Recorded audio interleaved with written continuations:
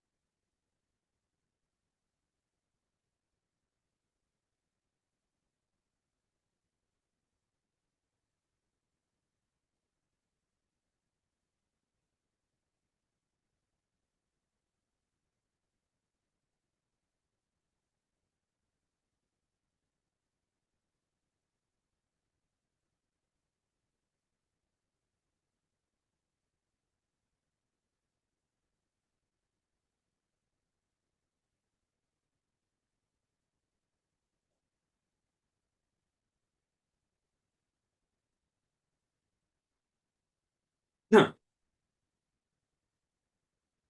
Alors, on va voir qui a fait le business plan. Alors, Hervé, non. Elvina, oui, oui. Ludovic, non, non, non. Il y a plus de non que de oui pour l'instant. Non, non, non. C'est la Bible. Cécile, oui. Non. Christian, non. En cours. Non. Dans mes deux créations déjà passées. Ok. Tous ceux qui ont dit non, est-ce que vous avez fait plus de 50 000 € de chiffre d'affaires? Bon, vous pouvez mettre un montant où vous mettez oui ou non, j'ai fait plus de 50 000.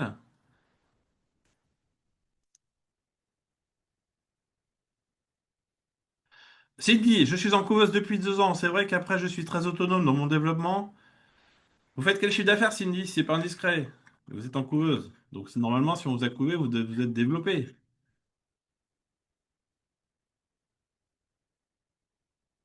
Non, car j'ai facturé depuis le début de la création de la SRL, je suis fait absorber en quelque sorte par la production. Vous faites quel chiffre d'affaires, Noël? C'est juste pour situer. Judy Kael, je n'ai pas eu besoin car les clients sont déjà là. Vous faites quel chiffre d'affaires, Judy Kael? Cindy, 90. Ok. Je n'ai pas encore lancé, je suis en projet. Thomas, 48. Ok. Donc vous êtes à peu près à 100 000 € au maximum. Vous plafonnez. Plafonnez, c'est-à-dire que vous avez atteint un plafond qui vous empêche de vous développer parce que vous avez facturé du temps ou de la prestation qui fait que le coefficient multiplicateur du nombre de jours fois le tarif que vous payez, vous arrivez à un montant plafond, ça s'appelle. On va voir comment on peut enlever ce plafond. Alors, pour ceux qui débutent, alors moi ça m'arrivait, hein. J'ai plafonné au début, puis après j'ai compris comment me développer. Couveuse ou incubateur, c'est la même chose. Oui, le terme est un peu différent, Eva, mais on parle de la même chose. Alors, les éléments intrinsèques du dossier de la création d'entreprise, le business plan, donc c'est un peu la référence, ok? Ça va vous permettre pour votre projet de réfléchir au prévisionnel financier. Alors, vous ne me voyez plus, excusez-moi, je ne sais pas pourquoi ma caméra s'était éteinte, j'ai dû bêtement cliquer dessus. Voilà. Le prévisionnel financier, l'étude de marché, le plan stratégique, la présentation détaillée de l'équipe, tout ça, ça va être dans le plan d'affaires, donc le business plan ou appelé plan d'affaires. Ça va vous permettre d'aller chercher des financements auprès de banques et autres.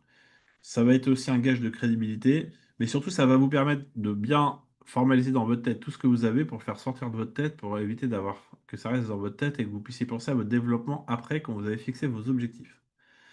Donc ça, une vision synthétique de votre projet, ça va constituer un support de présentation aussi. Vous allez pouvoir présenter des choses avec des partenaires pour comprendre la genèse de votre idée, le mode de développement de votre réseau, les moyens mobilisés pour atteindre vos objectifs fixés et la planification des opérations de lancement. Ça va aussi vous fournir une indication précieuse sur les compétences du créateur d'entreprise, de ses associés et de son équipe.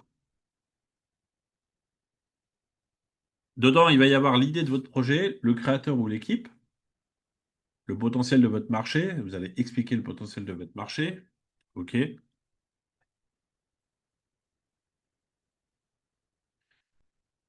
Le modèle économique. Dans le business plan, il y a le business model. On confond souvent les deux. J'ai mis du temps avant de comprendre, hein. Même moi, c'était pas clair au début. Et puis quand je m'y suis vraiment intéressé, je me suis dit, ah, faut que je creuse. Il y a le business plan et dedans, il y a le business model, le modèle économique. Vous allez voir la différence entre les deux, avec la proposition de valeur. Ensuite, il y a le projet. Vous présentez votre projet. Donc, c'est plus le marketing. Les états financiers, besoin en fonds de roulement, BFR, ça vous parle? Solde intermédiaire de gestion, SIG. J'ai mis 3 ans avant de savoir lire un bilan avec ma société. À 500 000 euros, j'ai dû apprendre à le lire parce qu'il fallait que je fasse des choix, mais mon comptable me disait, tiens, je t'envoie le bilan, puis démerde-toi. Mais au début, je ne comprenais pas. Après, j'ai pris un fichier Excel, j'ai tout décomposé le bilan pour comprendre où est-ce que le solde intermédiaire de gestion allait se mettre à tel endroit après en termes de passif et de report pour comprendre la mécanique du bilan et que quand moi j'avais des choix éclairés à faire parce qu'on ne me l'avait pas expliqué, je pouvais grâce à ça prévoir mon atterrissage pour que mon bilan, je ne puisse l'optimiser chaque année. Et ça, on ne me l'avait pas expliqué, vous voyez. Un comptable, il n'est pas là pour vous expliquer comment faire le bilan, hein. Un comptable, il est là pour compter, pour prendre de l'IS et de la TVA pour l'État, hein. Ça sert juste à ça, un comptable. Ça ne va pas vous donner plus de conseils que de juste vous prendre de l'argent pour que l'État vous en prenne aussi. C'est malheureusement comme ça que ça se passe, hein. La mise en œuvre. Enfin.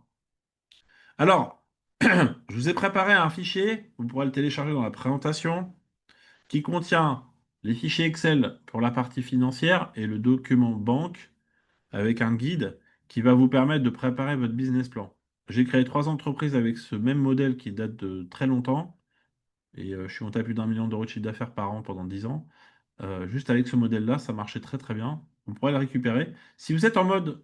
euh, donc là, vous avez la partie par où commencer un guide et tout le guide également en Word à remplir. Vous pourrez l'utiliser. Les tableaux financiers aussi, tous les tableaux à remplir.